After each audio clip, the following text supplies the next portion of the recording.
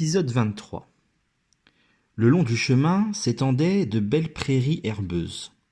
Thésée et Conidas marchaient d'un bon pas pour ne pas perdre de vue Héraclès et Iolaos, partis à l'aube sur les terres d'Augias. Ce dernier était le fils d'Hélios, le dieu du soleil. C'était le plus riche propriétaire de bétail de toute la terre. Il possédait les plus belles bêtes de toute la Grèce. On racontait que ces magnifiques troupeaux n'étaient jamais malades, qu'ils ne cessaient de se reproduire car ils étaient protégés par les dieux. Thésée ne se lassait pas d'admirer les troupeaux qu'il croisait sur sa route. Augias possédait 300 taureaux noirs à pattes blanches et 200 taureaux rouges. Mais les plus extraordinaires étaient ces 12 taureaux blancs argentés, de pure merveille. Cependant, en approchant de chez Augias, une odeur infecte saisit les voyageurs à la gorge. « D'où vient cette puanteur ?» s'inquiéta Thésée. « Regarde, » répondit Conidas. « Les champs sont recouverts de fumier. »« On ne peut rien cultiver sous cette couche de bouse de vache, » s'étonna Thésée. « Eh bien, c'est justement le problème, » expliqua Conidas. « Bouge-toi le nez et cachons-nous derrière cette grange. » À cet instant, le maître des lieux arriva d'un pas nonchalant. Augias était gras comme un cochon. Ses habits étaient si tachés qu'en les voyant, on pouvait deviner tout ce qu'il avait mangé ces derniers jours. Manifestement, l'odeur infecte ne le dérangeait pas. Thésée jeta un coup d'œil à l'intérieur de l'écurie dans laquelle Augias venait d'entrer. Et là, vision d'horreur, il découvrit des montagnes de fumier.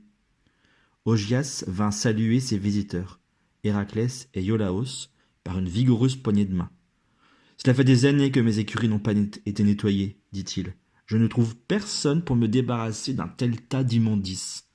Il y en a beaucoup trop. Heureusement, cette saleté ne repousse que les hommes, pas les bêtes. Alors, moi, je m'en accommode. » Héraclès semblait sur le point de vomir. Iolaos avait noué un foulard sur son nez pour filtrer un peu l'air qu'il respirait.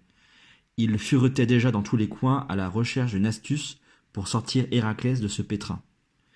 Car c'était bien là le travail qu'Eurysthée avait donné à Héraclès, nettoyer les écuries d'Augias en une journée. Thésée, caché près de la porte, se pinçait le nez, arrivait à suivre la conversation entre Héraclès et Augias. « Si je réussis à nettoyer toutes ces ordures en une journée, me donneras-tu 1/10 de ton troupeau comme salaire ?» demanda Héraclès. Surpris et amusé, Augias accepta l'offre. Il était tout à fait certain que cette tâche était impossible à accomplir en 24 heures.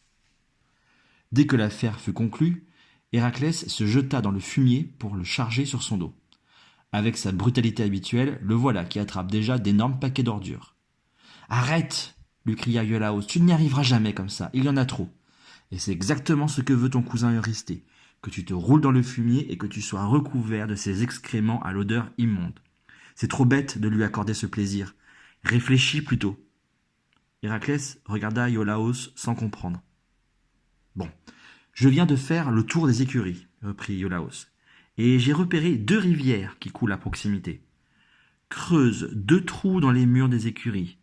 Ensuite, tu détourneras le cours de ces rivières et le fumier sera emporté par le courant. » Décidément, pensa Thésée, Iolaos demande à Héraclès de réfléchir, mais c'est toujours lui qui finit par le faire à sa place. Héraclès mit peu de temps à creuser les 2 trous. Il joua des muscles et de la pelle avec acharnement, et bientôt les lits des rivières furent détournés. Alors le miracle s'accomplit. Les eaux des rivières entrèrent dans les écuries par le premier trou et en sortirent par le second, emportant tout le fumier sur leur passage. Mieux, elles s'écoulèrent dans les prairies alentours, les nettoyant par la même occasion et leur rendant ainsi leur fertilité. En moins d'une journée, les écuries d'Augias furent entièrement nettoyées. Lorsque Augias revint dans ses écuries, sa surprise fut immense. Pourtant, il refusa de tenir sa parole. « Tu m'avais caché, prétexta-t-il, que ce que tu viens d'accomplir est une épreuve imposée par Eurysthée. Dans ces conditions, tu n'as aucun salaire à recevoir. » Héraclès reprit le chemin de Mycène de fort méchante humeur. En approchant de la cité, il aperçut la silhouette de son cousin Eurysthée, juché sur les remparts. La colère s'empara de lui. J'en ai assez, se mit-il à crier. Tu m'entends, Iolaos? J'en ai assez d'obéir à ce minable. Cette comédie va cesser sur le champ. Je vais l'écraser contre un mur, le réduire en miettes.